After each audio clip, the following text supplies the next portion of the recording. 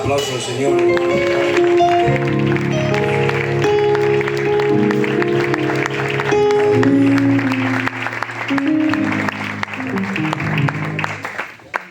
Agradecemos a Dios, hermanos, esta tarde estar en la iglesia con el día que hace, que está muy revuelto, pero la verdad es que hay mucha gente, hay muchas almas. Eso es que hay necesidad del Señor. Eso es bueno. Tenemos mucha necesidad de Dios, es la verdad. Bueno, pues nada, voy a predicaros otro poquito más de los dos temas últimos que he tocado en Hebreos. Llevo 2 mensajes, este 3 del capítulo 4, vamos a retroceder un poquito, pero vamos a seguir en el libro de Hebreos.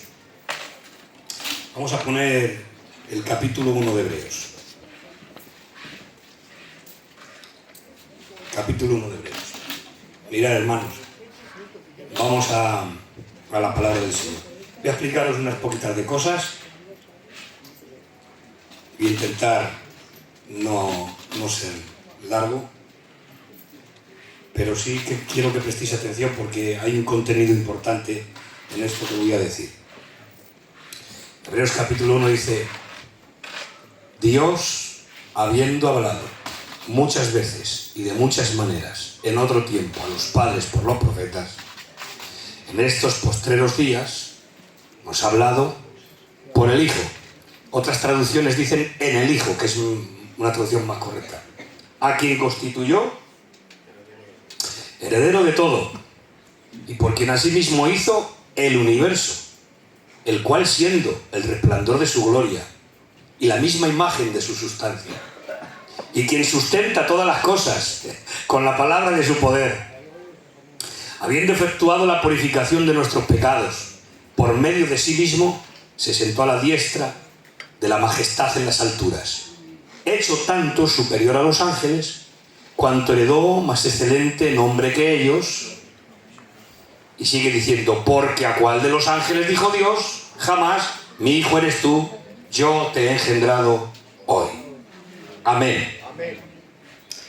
Bueno, tengo un pequeño caramelo en la boca porque resulta que como han abierto el kiosco, estamos sin agua y tenemos la boca como un estropajo. Dice el texto, estuvimos hablando del capítulo 4, Jesús como sumo sacerdote. Dijimos cosas muy importantes, pero el autor de Hebreos, en el capítulo 1, empieza diciendo: Dios, habiendo hablado muchas veces y de muchas maneras en otro tiempo a los padres por los profetas, ahora nos ha hablado en el Hijo, a quien constituyó heredero de todo y por quien sí mismo hizo el universo, siendo Él el resplandor de su gloria y la misma imagen de su sustancia, quien sustenta todas las cosas con la palabra de su poder. Pero mirad, hermanos, el autor de Hebreos empieza hablando de la superioridad de Cristo, hablando de su naturaleza, diciendo: siendo el resplandor de su gloria y la misma imagen de su sustancia. Hermanos, la imagen de la sustancia está diciendo que Jesús tiene la misma naturaleza que el Padre. ¿Entendéis eso?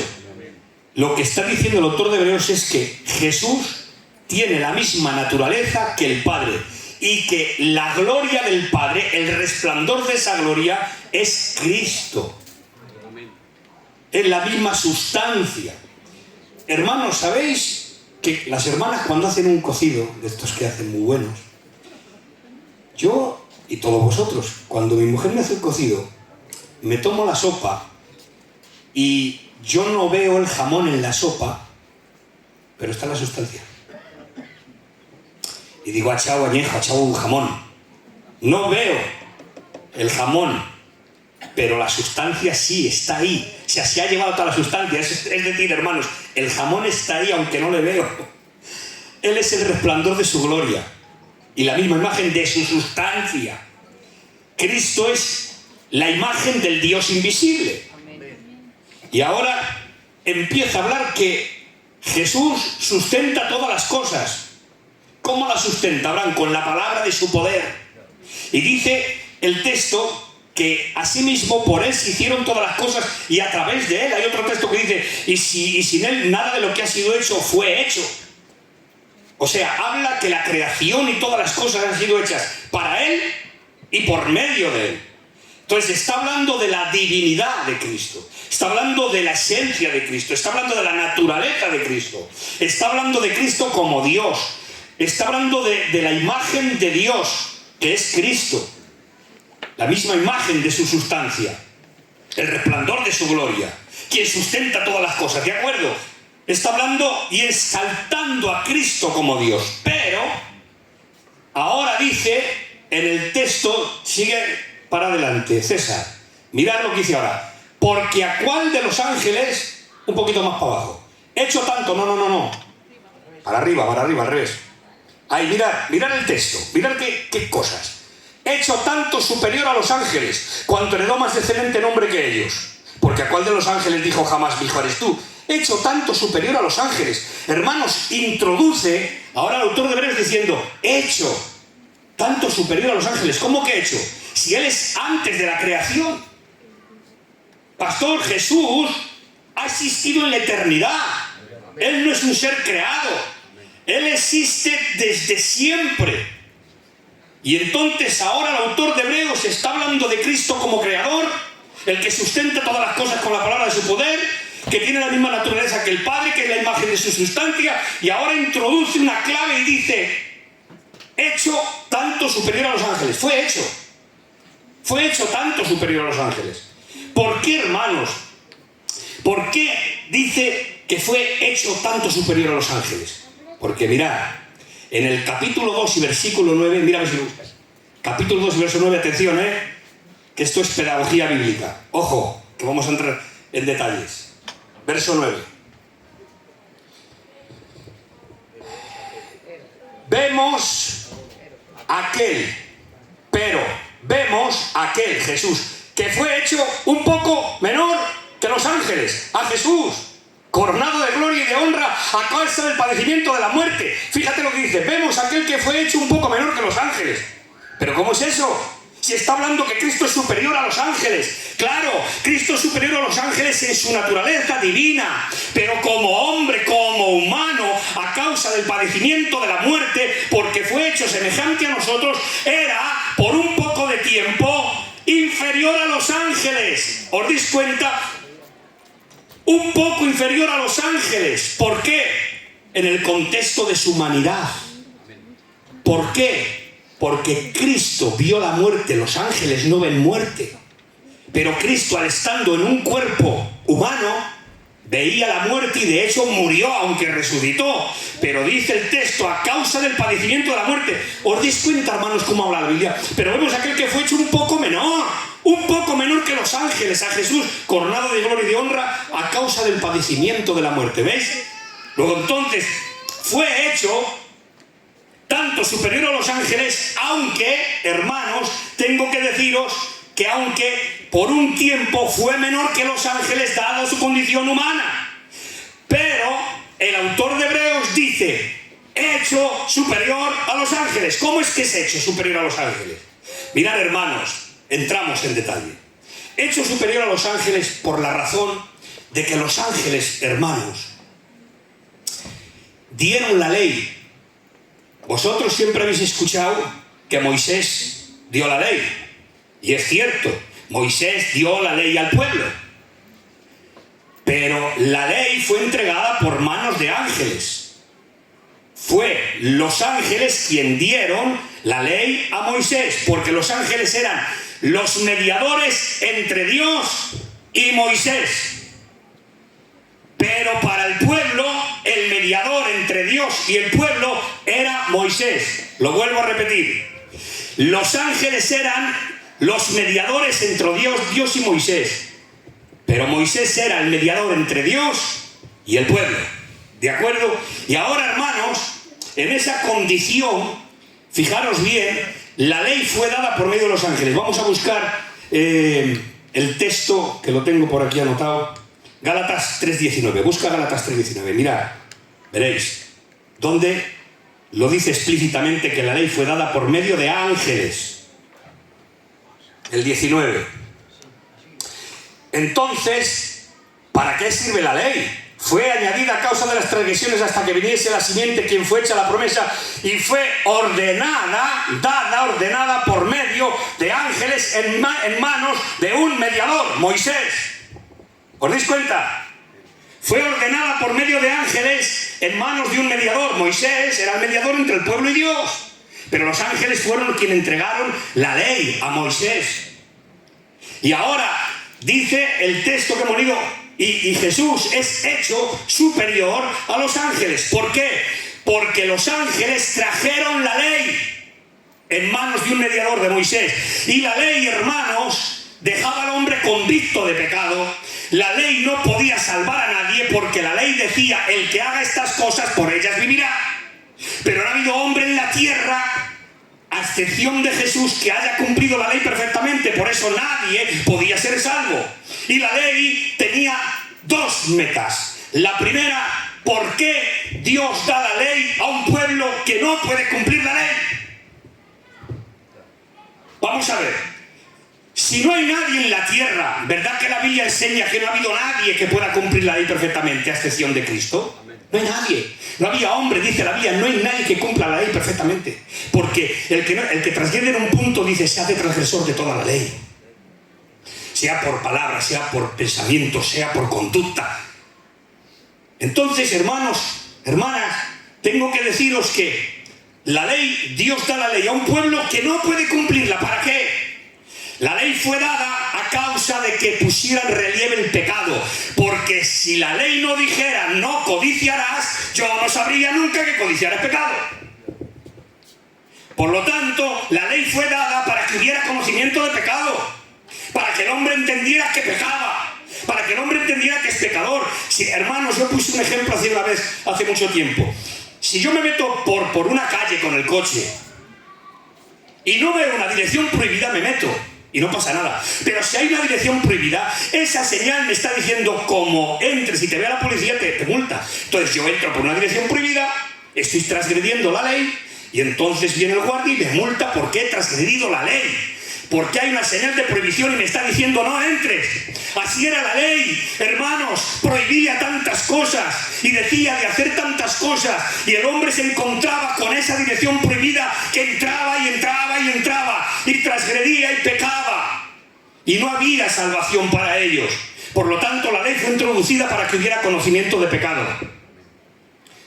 Pero segundo punto, la ley también es el ayo, dice la Biblia, el maestro que nos lleva a Cristo. ¿Por qué? Porque la ley decía lo pecador que soy, pero ahora la ley también me decía: yo no puedo cumplir la ley. ¿Cómo puedo salvarme si yo no soy capaz de cumplir la ley? Entonces la ley me motivaba ¿a qué? A buscar a alguien que pudiera cumplirla por mí, a buscar a alguien que pueda ser mi sustituto. Y así mismo, hermanos, Dios en el cielo, que ha dado la ley perfecta y santa y justa, no hay nadie en la tierra que la cumpla, pero solamente el que ha dado la ley la puede cumplir. Amén. Solamente Dios, que ha dado la ley, es el quien la puede cumplir. ¿Y cómo cumple la ley Dios ahora?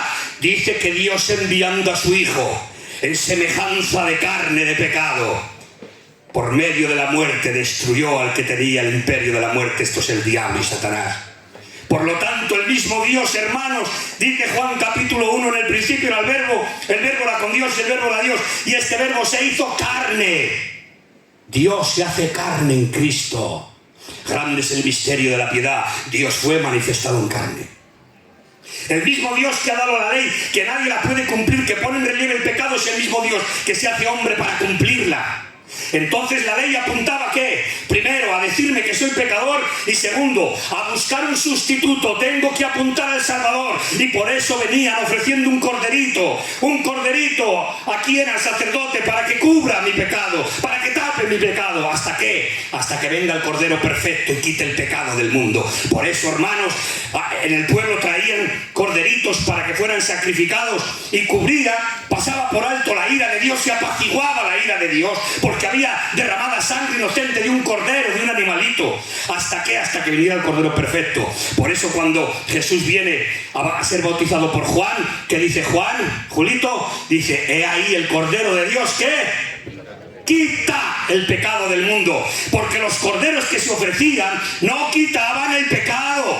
Los corderitos animales que se ofrecían tapaban el pecado, cubría el pecado, y la ira de Dios se apaciguaba porque había habido un corderito sacrificado. ¿En qué? En símbolo, en tipo del cordero que tenía que venir. Y cuando la gente traía ese cordero, apuntaba por la fe al cordero que había de venir.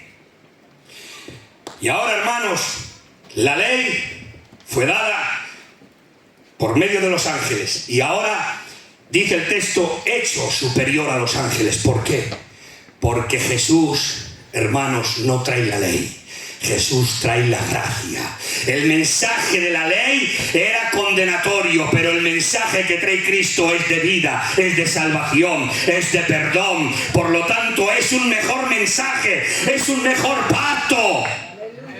Por eso es superior a los ángeles. ¿Dónde lo vemos? Vamos a verlo en el libro de Hebreos, capítulo 8, en el versículo 6. Mirad, por esto que vamos a leer ahora, es superior a los ángeles. El 6. Pero ahora, tanto mejor ministerio es el suyo, hablando de Cristo, cuanto es mediador de un mejor pacto, establecido sobre mejores promesas. Porque si aquel primero, el de la ley, hubiera sido sin defecto, ciertamente no se hubiera propagado lugar para el segundo. Pero como la ley no era perfecta, tuvo que venir Cristo para ser sacrificado como el Cordero de Dios que quita el pecado del mundo y hacer perfecto por una sola ofrenda a todos nosotros. Por lo tanto, hermanos, fijaros qué cosa más hermosa. Pero ahora tanto mejor ministerio el suyo, el de Cristo, cuando es un mediador de un mejor pacto. Cristo es superior a los ángeles. ¿Por qué? Trae un mejor pacto. Los ángeles trajeron la ley, pero Cristo trae la gracia. Y escuchadme, que voy a hablaros un poquito ahora, porque no me quiero meter en toda la teología. Pero dice, ¿por qué fue hecho mejor o superior a los ángeles? Si en la condición de hombre era menor. ¿Pero por qué? Porque trae un mejor pacto, porque trae unas mejores promesas, porque trae un camino nuevo y vivo. Pero dice, porque a cuál de los ángeles dijo Dios, mi hijo eres tú, yo te he engendrado hoy.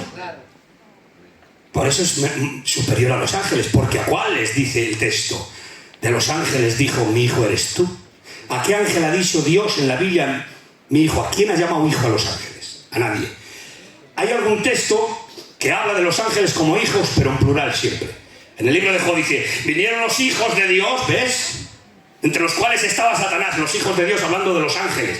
Pero hablan plural, pero en singular, en naturaleza, en unidad, en único, en singular. Dice, ¿a quiénes de los ángeles dijo, mi hijo eres tú? Yo te he engendrado hoy. ¿A quién? A ningún ángel. Mi hijo eres tú, yo te he engendrado hoy. Ahora, ¿cuándo fue engendrado Cristo? Esto que os voy a contar ahora no tiene precio, hermanos. Lo que os voy a decir ahora no tiene precio. Palabra de honor. Mirad. ¿A cuál de los ángeles dijo, Dios, mi hijo eres tú, yo te he engendrado hoy? ¿Cuándo fue engendrado Jesús? Como hijo. No penséis que fue cuando nació de María. Lo vamos a ver. ¿Por qué? Porque hay una filiación divina desde la eternidad. Dios es hijo desde la eternidad. No me preguntéis cómo, la Biblia lo enseña. Vamos a Isaías capítulo 9, César. Y el verso 6, escucha bien, que no hay quien aguante esto, de verdad, ¿eh? Esto es teología de la buena. Escucha bien. A ver. Mirad, hermanos. El verso 6. Porque un niño nos es nacido, hijo nos es dado, y el principado sobre su hombro, y se llamará su nombre admirable, consejero, Dios fuerte, Padre eterno, príncipe de paz. Está hablando de Cristo en una profecía, el libro de Isaías, y dice, porque un niño nos es nacido, hijo nos es dado. El niño, cuando nació de María, el niño ha nacido, pero el hijo nos es dado desde la eternidad. Por eso el hijo es nacido, el niño es nacido, pero el hijo es dado como hijo. ¿Por qué? Desde la eternidad. Hay una filiación eterna, hermanos. La filiación eterna es que Cristo siempre ha sido el Hijo eterno. ¿Y por qué el Hijo eterno? Esto se ha acabado. Dame otro micro. Estamos en lo mejor, ¿eh? Me quedan 10 minuticos. Estamos en el punto de la nata. ¿Me dais otro micro, por favor? A ver, hijo. Ey. ¿Cómo es esto? Ahora, ahí estamos. Vamos, que estamos... estamos a tope. Gloria a Dios. Esto que os estoy trayendo es para pensar, hermanos. Mirad. Ahora, hijo, niño nos es nacido. El niño nace de María. Le dice el ángel, que aparece el ángel Gabriel a María. Dice, ¿cómo será esto? No conozco varón. Dice, el Espíritu de Dios vendrá sobre ti y te cubrirá con su sombra. Y darás a luz un hijo.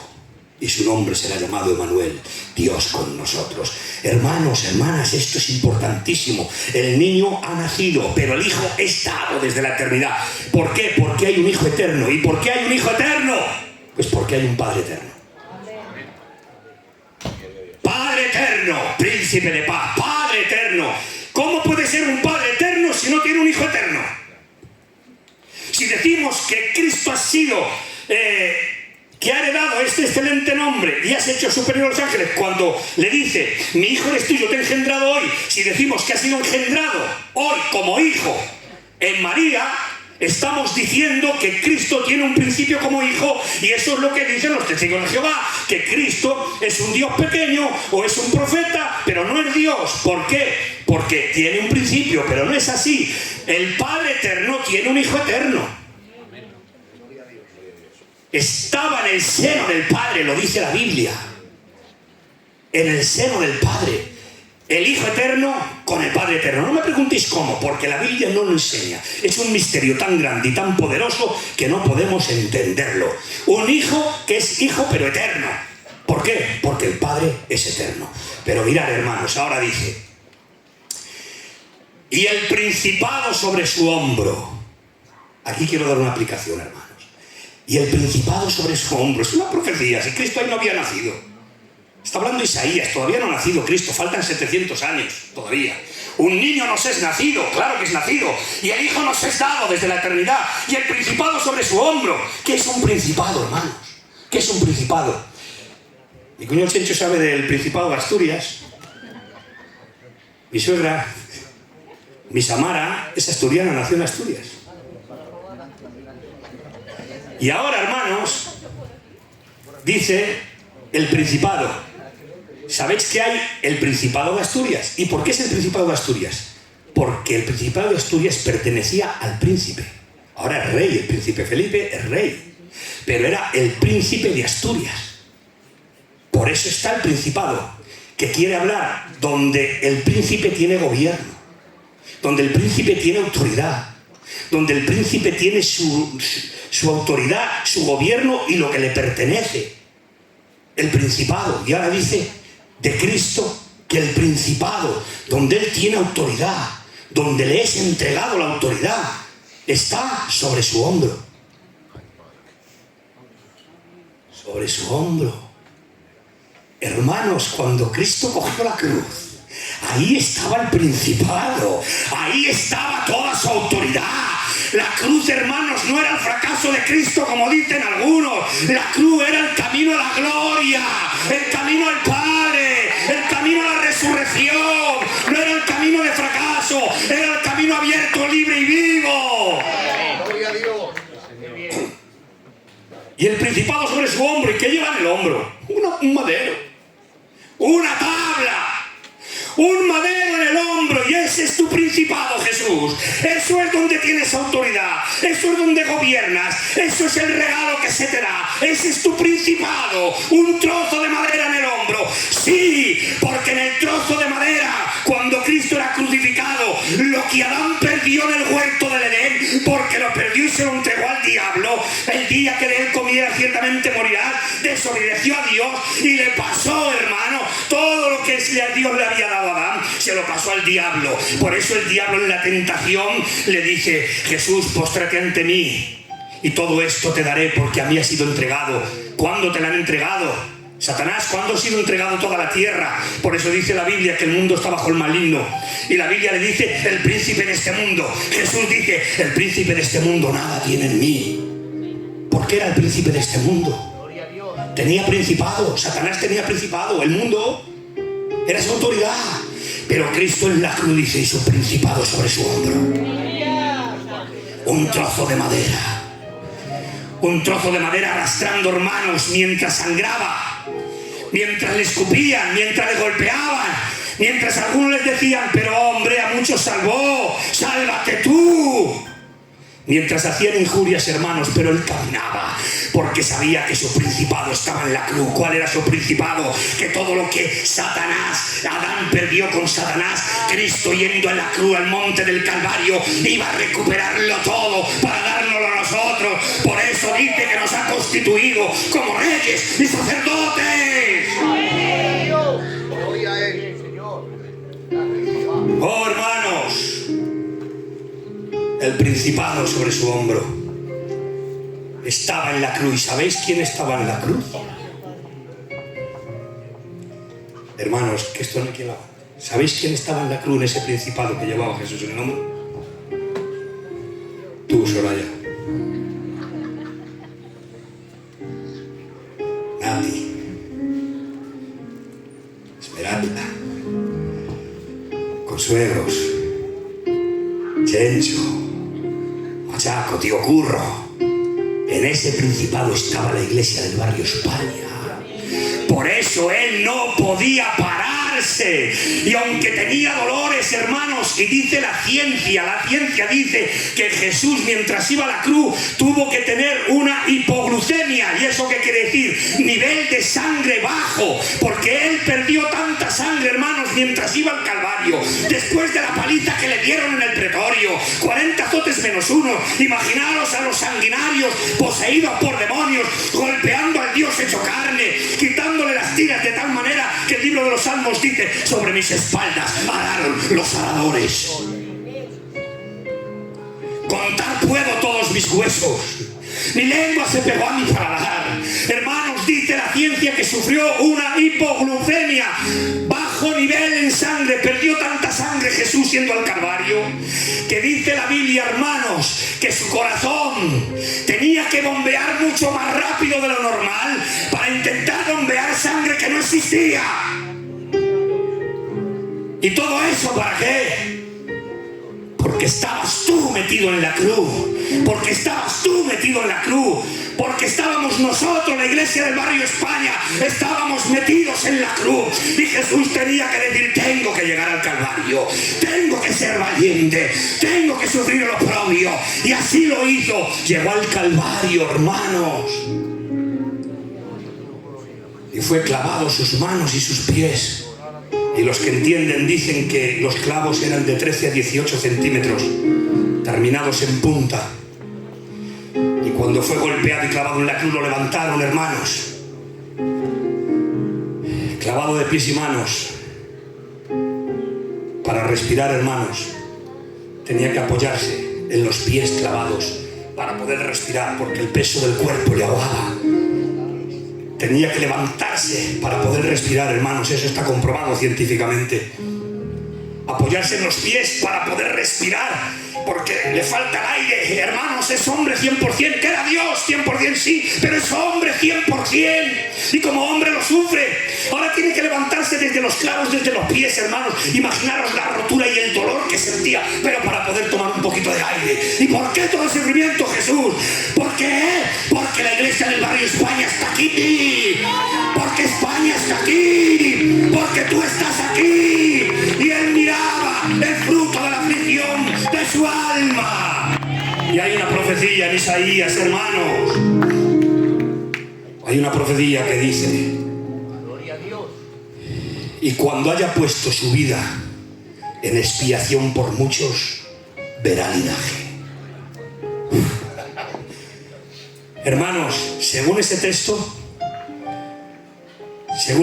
se entiende, hermanos, que Jesús en la cruz tuvo una visión. Dice, cuando haya puesto su vida, verá linaje. Tuvo una visión, hermanos, de tantos salvos, de todos los que estábamos metidos en ese principado que llevaba sobre su hombro.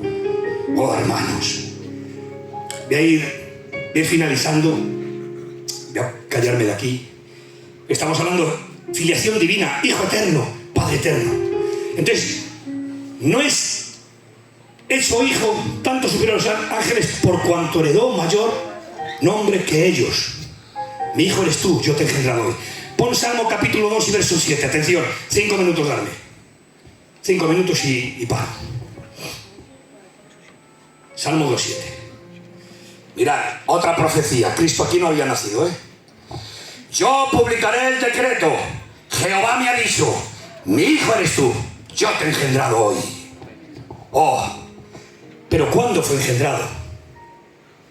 Porque ha heredado más excelente nombre que ellos. ¿Cuál es el nombre más excelente? El de hijo. Pero dice que ha sido heredado. Pero si es hijo por filiación eterna, si es hijo desde la eternidad, ¿cómo es que hereda el nombre de hijo? Os lo explico y con esto finalizo. Hijo por filiación eterna, hijo por nacimiento en María, pero hijo en la resurrección. Ahí toma nombre de hijo. ¿Por qué? Porque la humanidad de Cristo es recibida por el Padre como el Dios hombre. La naturaleza humana de Cristo, hermanos, al morir y resucitar, Dios Padre lo recibe al Cristo como el Dios hombre, y ahora el hombre entra en el cielo. El hombre entra en el cielo a través de Cristo. Mirad si esto es así, hermanos, que lo vamos a ver en un texto. Vamos a ver Hechos capítulo 13 y verso 33. Mirad cómo lo dice el texto. Hechos 13, 33. Mirad donde toma la excelencia el nombre de hijo. A causa del padecimiento de la muerte, es superior a los ángeles por todo lo que os he dicho, pero en consecuencia toma la excelencia el nombre de hijo. Hechos 13, 33. ¿Dónde está el texto? La cual Dios ha cumplido a los hijos de ellos, a nosotros, resucitando a Jesús, como está escrito también en el Salmo 2, mi hijo eres tú, yo te he engendrado hoy. ¿Os dais cuenta? Resucitando a Jesús, como está escrito, mi hijo eres tú, yo te he engendrado hoy. ¿Queréis otro texto más? Romanos capítulo 1 y verso 4. Y vamos finalizando. Mirad. Romanos capítulo 1 y versículo 4. Dice que fue declarado hijo de Dios con poder según el Espíritu de Santidad por la resurrección de entre los muertos. ¿Os dais cuenta, Chencho? Por la resurrección de entre los muertos fue declarado hijo de Dios. Es verdad que es hijo por filiación, es verdad que fue hijo por nacimiento, pero es verdad que toma la autoridad y la excelencia de hijo en la resurrección, hermanos. ¿Por qué? Porque ahí es recibido el Dios hombre. La humanidad de Cristo es recibida en el cielo y se sentó a la diestra del Padre. Y por esa humanidad de Cristo que ha sido recibida, nosotros podemos ir también. Podemos entrar al cielo y mirar el bosquejo de todo lo que os he dicho es este. Voy a daros una pequeña aplicación y ya he finalizado. ¿Sabéis lo que ha sufrido Cristo? Os he dicho un poquito de cosas. Podría haber dicho algunas cosas más. ¿Vosotros creéis, hermanos, que es tiempo, después de lo que Cristo ha hecho por nosotros, de estar jugando a ser cristiano? ¿Vosotros creéis que es tiempo de vivir una vida a medias? ¿O es momento de tirar la capa y tirar lo que te estorba porque Él te capacita para ello? No debemos de dar un paso hacia adelante, hermanas y hermanos, y entregarnos con todo el corazón a Jesús. Necesitamos, hermanos, entregarnos a Cristo porque Él nos ha llevado en su hombro, en su principado. Y después de pasar lo que pasó y que ha heredado más excelente nombre que ellos por cuanto ha sido hijo y por lo que ha padecido, hermanos, en la resurrección ha entronizado el Dios hombre, la humanidad de Cristo en el cielo, para que tú puedas estar. Amén. Para que tú y yo podamos estar en el cielo. Antonio, esto no es un cuento filipino, ¿eh? Esto no se lo han inventado 4 gitanitos inteligentes. Esta es la palabra de Dios verdadera. Esto es lo que ha dejado Dios escrito aquí, hermanos. Necesitamos escapar de tantas cosas, de tantas vanidades y del infierno que nos espera. Necesitamos escapar. Huye por tu vida, corre, tienes la puerta abierta. Hermanos, que está abierta la puerta para todos aquellos que quieran venir a los pies de Cristo. Hoy es buen día. Hoy, no mañana. Bueno, mañana iré. Mañana puede ser tarde. Que no tenemos la vida comprada, hermanos. Esto no respeta a nadie, ni edades, y lo sabemos por la experiencia, hermanos. Ni edades, ni listón social, ni sabidurías, ni dineros. Esto no respeta a nadie. Antonio, que tu mujer está convertida. De verdad que la Belén está convertida. Es una pena, hermanos, que venga Cristo y se lleve a los suyos. Merece la pena entregarnos al Señor, hermanos. Vayamos al Calvario y le demos gracias a Él. Él lo ha hecho todo. Tú no tienes que hacer nada. Solamente levantar tu mano y decir: Jesús, recíbeme. Soy tuyo. Ay, que te eches a la cama comiendo un plato de patatas fritas, aunque sea, pero que te eches con paz en el alma, sabiendo que eres de Dios. Así que, hermanos, os dejo.